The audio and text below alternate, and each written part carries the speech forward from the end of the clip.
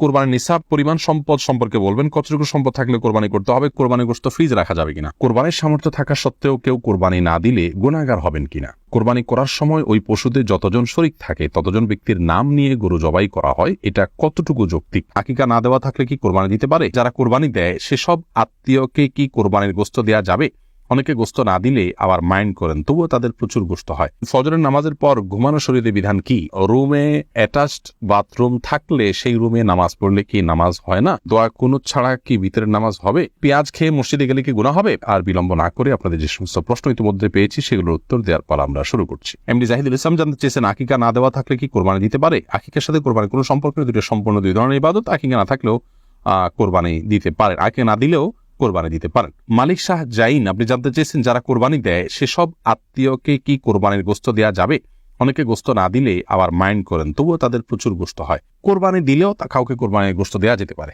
কারণ আল্লাহ রাব্বুল আলামিন কোরবানির গোশত সম্পর্কে কোরআন কারীমের একাধিক জায়গায় বলেছেন যে নিজে খাও এবং যারা অভাবী নন তাদেরকে অন্য মানুষদেরকেও দাও, যারা অভাবী মানুষের কাছে চায় তাদেরকেও দাও। তার মানে এখানে আত্মীয় স্বজন যারা সলভেন্ট আছেন, আত্মীয়তার বন্ধন স্বরূপ তাদের জন্য কিছু হাদিয়া আপনি পাঠাতে পারেন, এতে কোনো দোষের কিছু নেই। ফাহাদ ফাতেমা জানতে চেয়েছেন, ঘুমের কারণে ফজরের নামাজের সময় উঠতে না পারলে যখন ঘুম ভাঙবে সাথে সাথে কি নামাজ পড়ে নিতে হবে নাকি ফ্রেশ হয়ে আস্তে ধীরে পড়া যাবে। এক্ষেত্রে রাসূল আকরাম সাল্লাল্লাহু আলাইহি ওয়াসাল্লামের যে হাদিস রয়েছে সেটি হলো, মান নামা আন সালাতিন আও নাসিহা ফালইউসাল্লিহা ইযা যাকারাহা ফাইন্না যালিকা ওয়াক্তুহা। যে ব্যক্তি ঘুমিয়ে পড়েছেন এবং ঘুমের প্রাবল্যের কারণে সালাত মিস হয়েছে কিংবা ভুলে গেছেন, এরকম ব্যক্তি যখন স্মরণ হবে অথবা ঘুম থেকে যখন জাগ্রত হবেন তখনই সালাত আদায় করবেন, সেটাই তার ওয়াক্ত। অবশ্যই তিনি ফ্রেশ হয়ে সালাত আদায় করবেন, ফ্রেশ হওয়া সালাত আদায় করতে পারবেন না, কিন্তু ফ্রেশ হওয়ার মানে এই নয় যে ঘন্টাকে ঘন্টা তিনি অন্য স্বাভাবিক কাজকর্ম করে বেড়াবেন আর সালাতকে বিলম্ব করবেন, বরং তার উচিত হবে খুব দ্রুততার সাথে ফ্রেশ হয়ে সালাত আদায় করে নেওয়া। এরপরে মাজাহুল ইসলাম জানতে চেয়েছেন, হারানো টাকা কি করব, মালিককে অনেক খোঁজাখুঁজির পরেও পাই নাই, যদি পরিমাণ অনেক অল্প হয় আপনি গরিব হলে আপনি নিজে খেয়ে ফেলতে পারেন অথবা অন্য কাউকে দান করে দিতে পারেন, আর যদি অনেক বেশি হয় তাহলে যথেষ্ট খোঁজাখুঁজি করার পর, যথাযথ উপায়ে খোঁজাখুঁজি করার পর, বিজ্ঞপ্তি দেওয়ার পর, আশেপাশে ঘোষণা দেওয়ার পর কোনোভাবে পাওয়া না গেলে পাওয়ার আশা ছেড়ে দিলে আপনি এই টাকাটা কোনো গরিবদেরকে দান করে দিতে পারেন। আপনি নিজে অভাবী হলে আপনি নিজেও এটা ভোগ করতে পারেন, তার পক্ষ থেকে সওয়াবটা তার পক্ষে যুক্ত হবে ইনশাআল্লাহ। এমডি সোহেল জানতে চাচ্ছেন, কোরবানির গোশত ফ্রিজে রাখা যাবে কিনা। হ্যাঁ, কোরবানির গোশত ফ্রিজে রাখতে পারেন, কোনো অসুবিধা নেই, তবে ফ্রিজে রাখার উদ্দেশ্যেই যেন কোরবানি না হয়। কোরবানি করার পর গোশত থাকলো থেকে গেল সেগুলো রেখে দিলেন ফ্রিজে, অসুবিধা নেই। ইসমাইল দেওয়ান জানতে চেয়েছেন, পেঁয়াজ খেয়ে মসজিদে গেলে কি গুনাহ হবে। পেঁয়াজ বলতে কাঁচা পেঁয়াজ যদি খান, কাঁচা পেঁয়াজ খেয়ে সেই অবস্থায় মসজিদে যাওয়া নিষেধ, হাদিসে স্পষ্ট নিষেধ আছে। তার কারণ হলো মসজিদে ফেরেশতা থাকে, অন্য মানুষরা আছেন, কাঁচা পেঁয়াজ খেলে মুখে দুর্গন্ধ হয়, সে দুর্গন্ধ নেই, মসজিদে গেলে আশপাশের লোকদের কষ্ট হবে, ফেরেশতাদের কষ্ট হবে, সেজন্য হাদিসে নিষেধ আছে। অতএব কাঁচা পেঁয়াজকেও খাওয়ার পর ভালো করে মুখের দুর্গন্ধ দূর করে, সেটি অন্য কিছু খেয়ে হোক, ব্রাশ মেসওয়াক ইত্যাদি হোক, যেভাবে হোক, অন্য কোনো উপায়ে মুখের দুর্গন্ধ দূর করে তারপর তিনি মসজিদে যাবেন। মিজানুর রহমান শামীম আপনি জানতে চেয়েছেন, কোরবানির সামর্থ্য থাকা সত্ত্বেও কেউ কোরবানি না দিলে গুনাহগার হবেন কিনা। উত্তর হলো, কোরবানির সামর্থ্য না থাকা সত্ত্বেও যদি কোরবানি না দেন তাহলে তিনি গুনাহগার হবেন। ইমাম আবু হানিফা রাহিমাহুল্লাহ তার মত অনুযায়ী যেটিকে ফলো করেন আমাদের দেশের বেশিরভাগ উলামা ইকরাম, আর আরাবিয়ান স্কলারদের মধ্য থেকে সৌদি আরবের উলামা ইকরাম বিশেষত, তাদের এক্ষেত্রে দৃষ্টিভঙ্গি ভিন্ন রকম। তারা মনে করেন কোরবানি এটি একটি সুন্নাহ আমল, যার কারণে কোরবানি যদি কেউ সামর্থ্য থাকার পরও না করেন তাহলে তিনি সুন্নাহ তরক করলেন, একটি সুন্নাতে মুআক্কাদা বা গুরুত্বপূর্ণ একটি সুন্নাহ তরক করলেন। সন্দেহাতীতভাবে তিনি ক্ষতিগ্রস্ত হলেন, কিন্তু তিনি বড় ধরনের কোনো গুনাহগার হলেন না।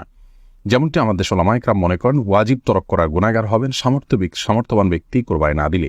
আমাদের উলামা ইকরামের দলিলটি অত্যন্ত সমৃদ্ধ। এক্ষেত্রে নবী সাল্লাল্লাহু আলাইহি ওয়াসাল্লাম বলেছেন যে ব্যক্তি কোরবানি করার সামর্থ্য রাখে অথচ কোরবানি করলো না, সেজন্য আমাদের ঈদগাহে না আসে। এবং এই মর্মে কাছাকাছি ধরনের ভাষ্য অনেকগুলো হাদিসে আসছে, যে ভাষ্য থেকে বোঝা যায় যে নবী সাল্লাল্লাহু আলাইহি ওয়াসাল্লাম সামর্থ্যবানদেরকে কোরবানি করতে আবশ্যক করেছেন, আবশ্যিকভাবে নির্দেশ করেছেন, এবং না করলে তার জন্য তিনি সতর্কবাণী দিয়েছেন। অতএব সামর্থ্যবানদের জন্য কোরবানি না করে থাকাটা অনুচিত হবে আমরা মনে করি। যদিও বিপরীত দিক থেকে যারা এটিকে সুন্নাহ মনে করেন তাদেরও দলিল হলো নবী আলাইহিস সালাম বিভিন্ন হাদিসে এটিকে সুন্নাহ বলে অভিহিত করেছেন, ইব্রাহিম আলাইহিস সালামের সুন্নাহ বলেছেন, তো সেই জায়গা থেকে তারা এটিকে সুন্নাহ বলেন।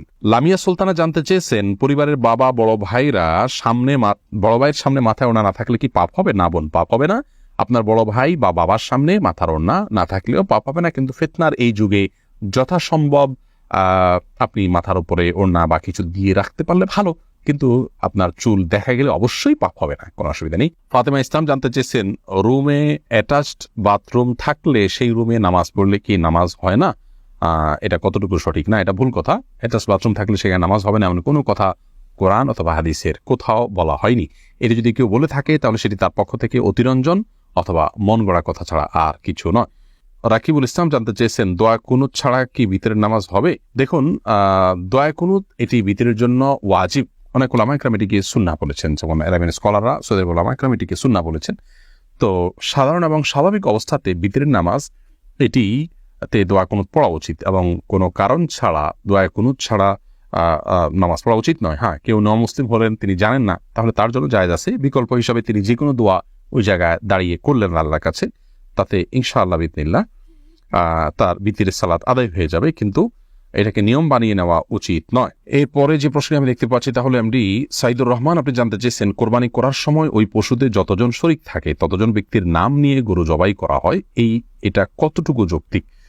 ভাই সাইদুর রহমান, কোরবানি যেই কয়েকজন ব্যক্তির তরফ থেকে করা হয় তাদের প্রত্যেকের নাম উল্লেখ করা এটি আবশ্যক নয়।